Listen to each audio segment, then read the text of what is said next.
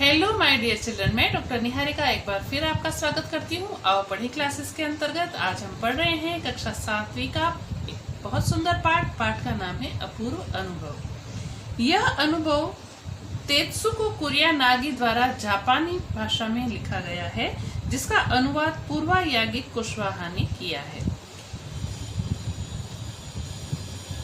तोतो-चान विश्व साहित्य की एक अमूल्य नीति है जो मूलतः जापानी भाषा में लिखी गई है। इसका अनुवाद विश्व की अनेक प्रमुख भाषाओं के अंतर्गत हो चुका है। यह एक ऐसी अद्भुत पाठशाला है जिसके अंतर्गत पढ़ने वाले बच्चों की कहानी है, जिसमें रेल के डिब्बे में कक्षाएं ली जाती थी। गहरी जड़ों वाले पेड़, पाठशाला का गेट, शाखा, बच्चों के खेलने के कोने होते थे। इस अनोखे स्कूल के संस्थापक थे श्री कोबायाशी। लेखिका स्वयं इस स्कूल की छात्रा थी। उन्हीं के बचपन के अनुभवों पर आधारित है पुस्तक तोतो-चान, जिसका यह महत्वपूर्ण अंश है जो हम आज पढ़ रहे हैं, जिसका नाम है अपूर्व अनुभव। जैसा कि मैंने पहले ही कहा कि यह कहानी मूलतः जापानी भाषा में लिखी गई थी। वहां पर एक ऐसा स्कूल था जो रेल के डिब्बों के अंतर्गत, जो पुरानी रेलगाड़ियां हो जाती है उनके डिब्बों के अंतर्गत चलाया जाता था। गरीब बच्चों को वहां पढ़ाया जाता था। बड़े बड़े पेड़ की डालियां बच्चों के खेलने के कोने होते थे।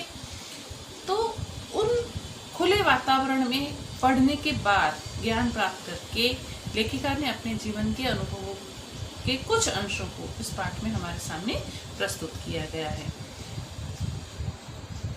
तोमोई में पढ़ने वाले तोतो-चान तथा यासुकी-चान दो जापानी बच्चों के संघर्ष की कहानी को इस पाठ के अंतर्गत दर्शाया गया है।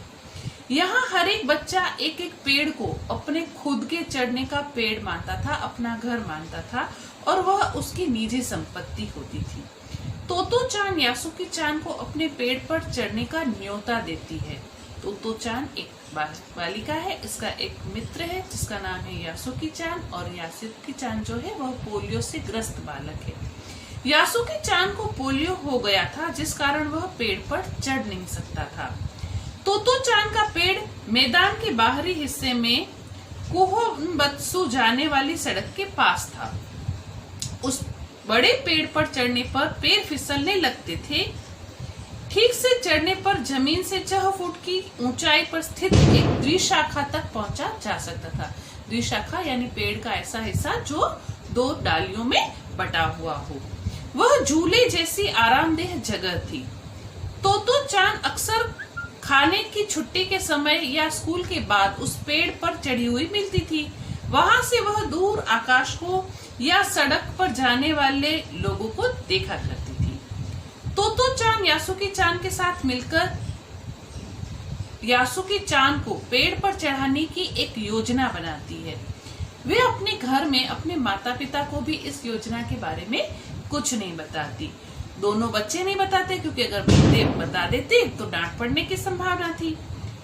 तोतो-चान अपनी माँ से झूठ बोलती है कि वह यासुकी-चान के घर जा रही है। वह यासुकी-चान को स्कूल में मिलती है और उसे लेकर अपने पेड़ के पास पहुंच जाती है। इस पेड़ पर वह कई बार चढ़ चुकी थी। तोतो-चान चाहती थी कि अब यासुकी-चान भी उस पेड़ पर चढ़े, और यासुकी-चान को भी पेड़ पर चढ़ने का विचार बहुत उत्साहित करता था, क्योंकि वह पोलियो से ग्रस्त बालक था। वह कभी भी ऐसे पेड़ पर नहीं चढ़ा था, परंतु वह चाहता था कि वह पेड़ पर चढ़े। तोतो-चान जो है उसकी भावनाओं को समझती है और यासुकी-चान को पेड़ पर चढ़ाने के लिए तैयार करती है कि तुम इस समय आ जाना, हम पेड़ पर चढ़ेंगे। तोतो-चान उसे अपने पेड़ के पास ले गई। वहां वह चौकीदार के यहाँ से एक सीढ़ी उठाकर ले आई। तोतो-चान चौकीदार के छप्पर से एक सीढ़ी घसीटकर पेड़ के तने के सहारे लगा देती है। वह यासुकी-चान को पेड़ पर चढ़ने की कोशिश करने के लिए कहती है। यासुकी-चान बिना सहारे के एक सीढ़ी नहीं चढ़ सकता।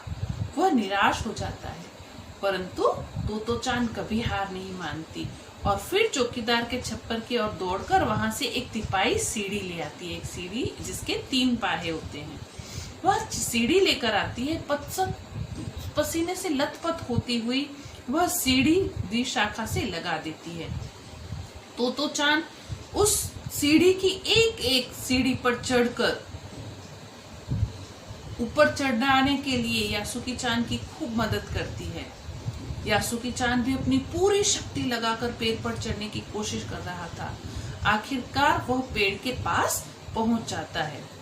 तभी तोतो चान को लगता है कि उसकी सारी मेहनत बेकार हो गई है, क्योंकि यासुकी चान पेड़ के पास तो पहुंच गया था किंतु पेड़ पर चढ़ नहीं पा रहा था, क्योंकि 2 शाखा 2 भागों में विभक्त हो रहा है। सीढ़ियां तो चढ़ गया, लेकिन अब उसे पेड़ पर कैसे चढ़ाया जाए। एक पोलियोग्रस्त बालक जिसकी उंगलियां भी पिचकी हुई थी, तोतो चान जो है वह अपने छोटे छोटे हाथों से उसके हाथों को खींचकर ऊपर चढ़ाने की कोशिश कर रही थी, लेकिन दोनों को असफलता मिल रही थी।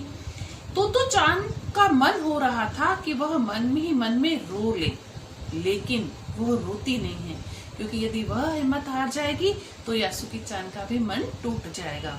तोतो चान यासुकी चान को पेड़ का सहारा लेकर लेटने के लिए कहती है।